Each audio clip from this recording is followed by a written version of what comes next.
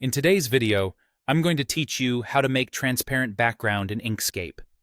If you've ever wondered how to clearly see which parts of your design are truly transparent while you work, this walkthrough will help you set up Inkscape so transparency is easy to spot without changing your actual artwork.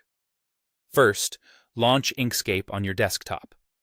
Give it a moment to load, and you should see the default canvas area. If you already have a project in mind, great. If not, you can still follow along with a blank file and try it out as we go. Next, open an existing document or create a new one. Either way works the same for this process. The goal here is simply to get a canvas on screen so we can adjust how Inkscape displays the background while you design. Remember, what you're about to change is only how the canvas looks in the editor. It won't alter the vectors or colors of your artwork. Now, head to the File menu in the top left corner of the window. This is where Inkscape keeps most of the document-level settings you'll use across different projects. Click Document Properties.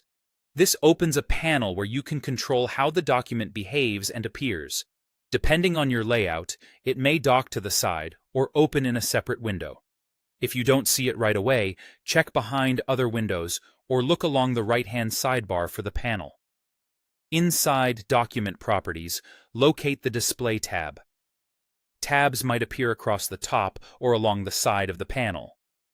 The Display tab is specifically where Inkscape lets you choose how the canvas is shown while you work, which is exactly what we need.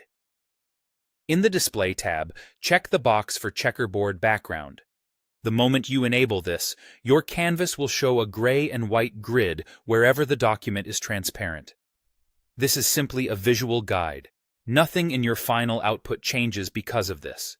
It's there to help you confirm that areas you expect to be transparent actually are, and to spot any shapes or rectangles that might be unintentionally covering the background.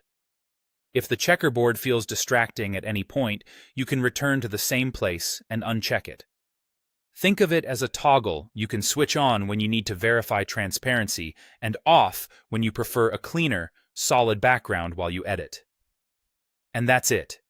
You've set up Inkscape to clearly display transparency. When you move on to exporting, remember the checkerboard won't appear in your output. It's just a preview aid inside the editor. This simple change makes designing logos, icons, and overlays much more reliable and visually clear while you work.